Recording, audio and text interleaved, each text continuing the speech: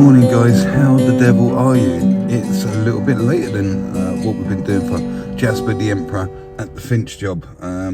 We can't get into this job until 8:30, whereas Jasper wants us on site for 6 o'clock in the morning. So we've had a bit of a nice sort of lay-in this morning. But it does make a difference with the traffic, I must admit. It's a lot easier getting to work at that time in the morning. So yeah, we're taking a break from the Finch job. The builder's been away in Bude. I'm not sure if that's Devon or Cornwall. I think that's Devon, Bude, I think. So yeah, he's getting back this week. We've caught up with everything there, and I've had a few little jobs back up. So this ceiling we're going to, I've not seen a job, I've only had a brief video of it. I've not met the guy keeps working away. And we've found it really difficult to find a time which is convenient for the pair of us. But he's away, but his wife's in, so we're going in to see this job and hopefully get it done today. And I can't really think of any reasons why we wouldn't be doing that. Then I've got another couple of privates to look at. I've got one to look at on Sunday, and we've got hall, stairs and landing, and some making good to do in a bedroom back on a job we just did previously, and they want that done before Christmas. So yeah, it's beginning of November. Was it like the 6th or 7th? It's Friday. It's yeah, quite often this happens every year. There's people want their work done before Christmas. They've got family coming over, and I don't know, projects, you know, they start in the spring or something like that, and they go all through the summer, and sometimes they go over time, and there's a big race to get everything sort of plastered, like I say, in time for Christmas. So yeah, we're just waiting for Shay. We'll go and get a coffee, and then we will go and see this job and see if everything's all cool and okay, and we can get on with it. So we'll do that, shall we? See you in a minute. So here we are inside the room in question, and it is just the ceiling that we are doing in here. Like I say, we've not seen the job, just had a quick video and a brief description over the phone, but it's been knocked around and all sorts of lights and stuff gone in it. So what we are probably going to do is scrim up all the lights probably around the edges, so it's just the ceiling we're in to do. We need to get a coat of PVA over this to ensure that the plaster bonds to it properly. It's just a straightforward ceiling, really. Couple here, young couple, recently moved in. As you can see, the logistics of the place is a bit of an issue. The floor is black and shiny, so we need to get that covered up, because plaster on that is going to look absolutely terrible by the end of the day, and it's going to get walked around all over the job. We've just had to knock those tiles off the top there. As you can see, look, there's some nasty cracks up there. It's got to fit the kitchen, so we're just in to do the ceiling at the moment. I think we'll scrim up, and there's some ongoing work here, so we'll be back at a later date to plaster any walls and stuff. So I think the kitchen's going to go in first, and then we'll end up plastering around it. So there you go. Quite a nice little job for a Friday, to be honest with you. So let's get our stuff out the moment and get cracking. Oh, the back garden's really nice here. Let's go and have a look at it, shall we?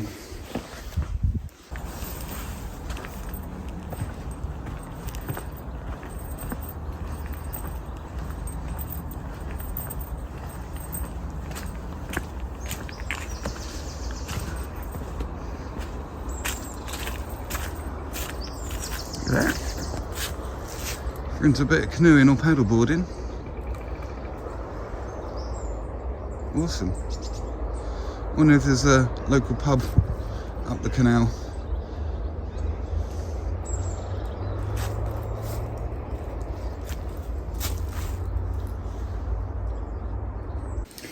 We've got some that Storm Editors fast set. I found that in the motor. I keep forgetting I've got it. I think that might be this might be a good candidate for a bit of fast set on there. So we'll show that product today, I think. The reason I'm talking about using fast set is you can see the shine on this textured, this is a stipple over an Artex, so that really looks like it's not going to have any suction on it whatsoever. It looks quite old and it's been painted a lot, and where it's shining like that means it's a silk paint, so none of that water is going to be able, from the plaster, is going to get absorbed into that. Also, you might want to be careful with doing something like this, because some Artex may possibly contain a very, very small amount of asbestos. It's something like 0.03%, I think, and it was banned from being put into Artex around 1983, 1984. So this property is older than that. Who knows? If you're that worried about it, you should really get it tested, but I'm not too sure how much that costs to get your Artex tested. So I mean, it's fine until you start, you know, drilling into it and turning it back into dust, but apparently the amount of asbestos in there is absolutely really small. Okay, so we've got this little bit, so it's where the stairs go up and it eats into the room there slightly. There was no talk about this, but you can see it's rather unsightly corner on there in my opinion. So I just had this little bit of stock bead knocking around. I'll just trim this down to size. So we're going to get a nice straight edge and we're going to plaster this in. Quite often I'd put a nice little curl in there, but see where he's drawn this line, he's got some sort of boxing in and I assume some sort of unit. So if we put a curve on there, it's going to make it very difficult for him to scribe a unit or whatever to that curve. So we're going to keep this line straight, so obviously he can put his unit up and cut the corner off at an angle and it'll make his job a little bit easier. So yeah, we're going to tidy that little corner up. It'll look much better.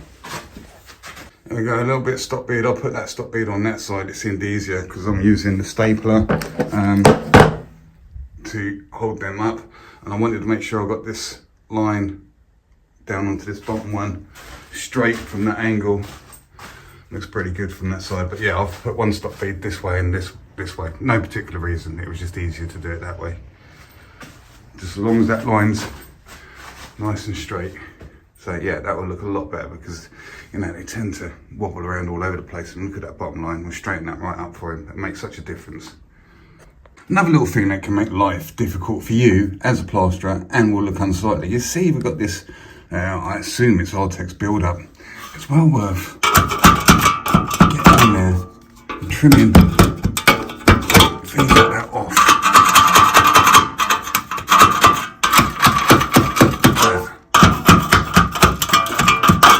Make life so much easier. Just get a bit of scrim around that, probably up to it. It's a bit difficult because that's obviously the normal post to the stairs. You might need to get a bit of filler in there because that's down actually onto the wood and it must be trimmed out there, and that's why it's been filled so badly. Look, there's a perm-shaped trowel there. Look, stainless steel.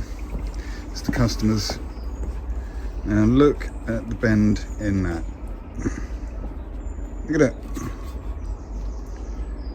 If your trowel's that bent, look at the curl in it. How are you supposed to get anything flat with that? Look at the bend in it.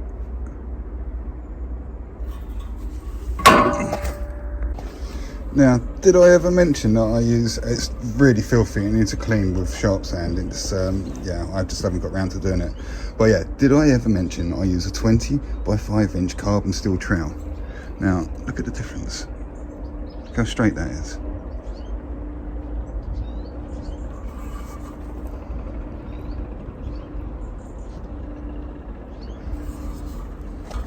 So you may have noticed that there's a bit of a deficit in the levels of this ceiling here. There used to be a wall, and look, the electricians chopped things out, and oh, look, now it's falling down, that scrim. We've got this grey scrim, it's not all that good, it's falling down onto there. We're just going to knock up a bit of stiff finish and take the time to fill these deeper areas up. And so we're going to knock up a bit of multi-finish. You can do it with bonding, you can do it with whatever. It's not that bad, so a bit of multi-finish just in front of the rest of the main body of the gauge that we're going to knock up for the entire ceiling. Now, as I mentioned earlier, we've got this product. This is quick set plastering accelerator. As you can see, it looks like washing powder, and apparently 1 scoop of this flat goes into 25 kg bag. So for every 1 bag you're knocking up, put 1 of these scoops in, but we're only knocking up a really small amount, and we're going to knock it up stiff as well. So we're going to whack that in there, and hopefully that will send a bit of stiff multi-finish that we're going to fill in there off a little bit faster, and we can get cracking with knocking up for the whole ceiling afterwards. Okay, yeah, look, that grey scrim, I don't think we'll use that again if we get a chance. It's not very good, not very sticky, so I'm just going to get some staples up it. I'm going to staple all this grey scrim because I don't want that coming down with the plaster on top of it. Okay, good finish. It's up stiff, get it on your hook, do a little wiggle, move it around your hook so less chance of it sliding off, because when the hook's wet you turn it sideways and it slip off. By doing that, it should stay on there a lot better than it would do anyway. So the gear's quite stiff, so it's a lot easier to handle. So all we're going to do here is come and get these little areas, start bringing them out flush. See where the scrim's hanging down there? Let's get that. See, sometimes this is good where you've got such a large trowel, it spans these wider gaps, look. You can kind of use it like a rule. And as I just showed you earlier in the video, the trowel is straight, not curved like a perma shape.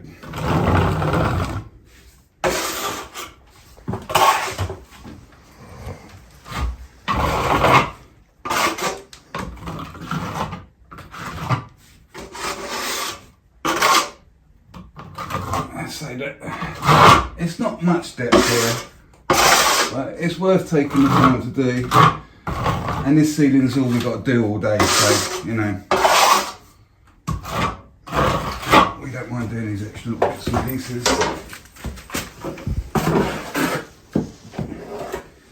One thing I noticed as well with this Storm Accelerator product, it doesn't go off in the same way as it would do regularly. Obviously it goes off faster, but you'd expect it to start picking up straight from the start, because let's say your normal gauge of plaster, it'll start setting in, you know, a diagonal line, so it's consistently going off. With the Storm additive, I've noticed it stays with the normal set, and then probably about half hour before, you know, it's getting towards the end, it suddenly zooms off.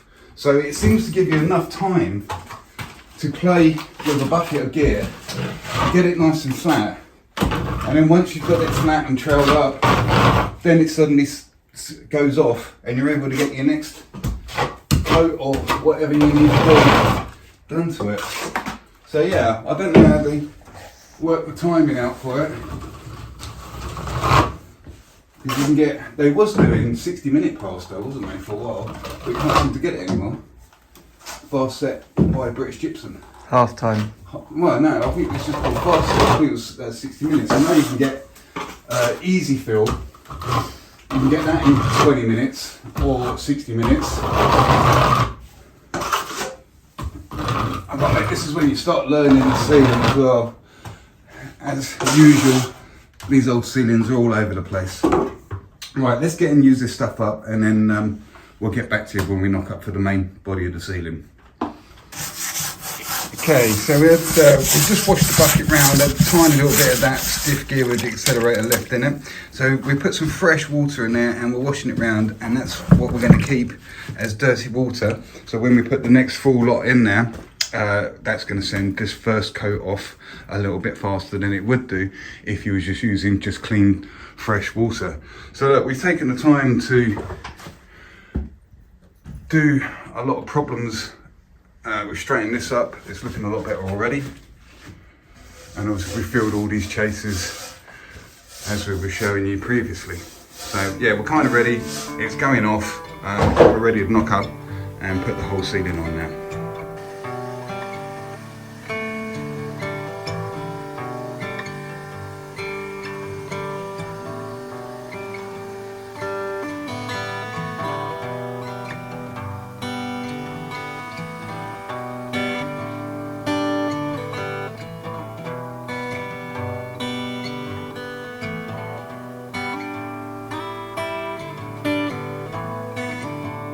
Okay, so this ceiling paste out is approximately 5 meters by 3 meters, and we've knocked up just over a bag and a half. And because we're going over the stiff one, it's going to be quite thick. We've knocked up the gear a little bit thicker too. So there we go. We have got it on. It was a bit over. We had to knock up. It was a bit short, so it was closer to 2 bags. Now we've got that on and just flattened that in with the 20-inch straight carbon steel trowel. And you can see it doesn't look that amazing, but this is the good thing about using these trowels, because all these little sporadic trowel movements you can see are showing me the contours of the ceiling, because we took the time to use such a large straight trowel to flatten this out. When we come to put the second coat on, it's going to go on so much better because it's flat. We haven't smoothed it, we flattened it. Now, there's not much point in doing anything more to it, because you see how the texture from underneath, it's kind of inverted. The plaster, even though we knocked it up really quite stiff, it's sagging under its own weight, and there's little air bubbles. Now, there's no point in putting any more weight on that just yet. We might as well just put another wall on, or in this case, we're having a cup of tea, and let this pick up. Because if you try to, like to say, put another coat on top of this, it's just going to do exactly the same thing again, and it's going to be quite tricky to trowel up properly. So we really need this first coat to go off quite solid, and it might be worth giving it a couple of flattens. So remember, all these lines up there, by using the straight trowel, are showing us where a little bit more attention is needed. So the trowel is talking back to you. If you're using a very curved trowel, you won't get these lines in there, and it will just look flat, but it's not flat, it's smooth. So another option we could have done, and it tends to work quite well, to be honest with you, is the old speed skims on a rule. But I'd draw the line at using a plastic blade on them. If you are using one of those, I always use a metal blade one, because they do kind of like the same thing as the perma shape again, because they're so flexy. If there's any contours, it will roll and ebb with the contours that are already there. So there's nothing better to get things flat than having a straight, rigid edge to use, and that's what that 20-inch carbon steel does for me. Okay, so it's been about 15-20 minutes. We've left the ceiling, and it's picking up quite nicely. You see, just push your finger into it. I think we're ready to put a second coat on this. Shay's going to knock up to lay down, and remember, when you do knock up your second coat to lay down, it's probably going to be quite a bit less. So we're saying it was 2 bags to put it on, yeah. So, but remember, it went on quite thick, so probably 3/4 of a bag or something to get a tight coat over all of this. While Shay's knocking that up, I'm just going to fly over it just quickly, because we've got time to do it, with my 20-inch trowel again, and just give it another quick flatten. So we've just put that ceiling on with the second coat, and because we spent so much time flattening that first coat and leaving it a little bit longer, you will notice that it's gone on in a much more agreeable fashion. There's hardly any trowel marks on it at all, and we haven't flattened this in yet. That's how it's gone on. And you notice, because we left it well, none of that puddingy, stippled pattern that's inverted has bled through into this second coat. So we're going to turn straight back round and get this flattened in. There we go, just giving it a little flatten with the carbon steel 20-inch times 5-inch. There's no point in touching it anymore, otherwise you'll be over troweling it. So we're in this condition, see it's still quite wet. So yeah, we don't want to over trowel it, because we'll be upsetting the granules in the plaster if you keep going over it and over it and over it when it's still in this wet condition. So as it stands at the moment, the best thing we can do is nothing at all. So it might be cup of tea time. So yeah, it's just its first flatten. Sticking with this trowel, we probably will switch to a stainless steel flexi much closer to the end. And I've just applied a tiny little bit of water every now and again. This wet brush that I use comes from Wix, and if you notice, it tapers at the end. It's only 4 inches wide, but I like it because you can just brush. I don't throw the water on, just brush a tiny little bit and just brush it into your internals. Use it as a tool as well to tidy things up, and it delivers just the right amount of water for my liking. So yeah, we're not dripping it all over the place and throwing it around and getting it all over the floor. So yeah, cup of tea time. Start packing up some tools that we don't need. You may notice as well, I haven't really been pumping my tyre up too much lately. It seems to have fixed itself. I assume that the screw from continuously driving has just pushed it in more and more and more. It's probably once a week, if that, I'm pumping it up these days. But there's a screw in there somewhere. And there's one in the front somewhere as well. But that one's always been okay. Just tightened it up.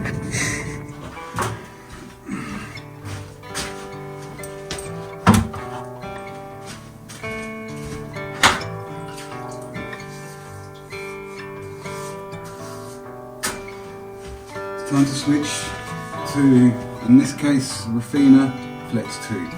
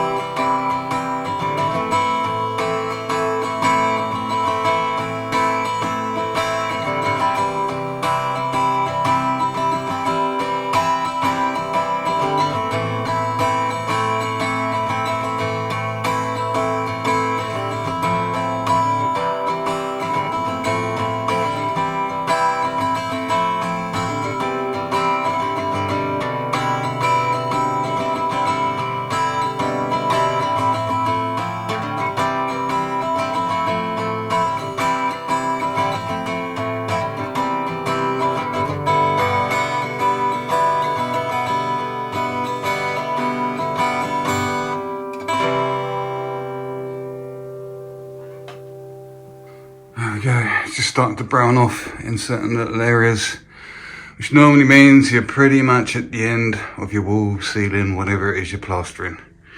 And as we're trounding up, we're getting this kind of sludge that's getting thicker and thicker, and as you go on, it gets wetter and wetter, and that's what you end up washing the final sort of stuff that's coming out into your wet bucket.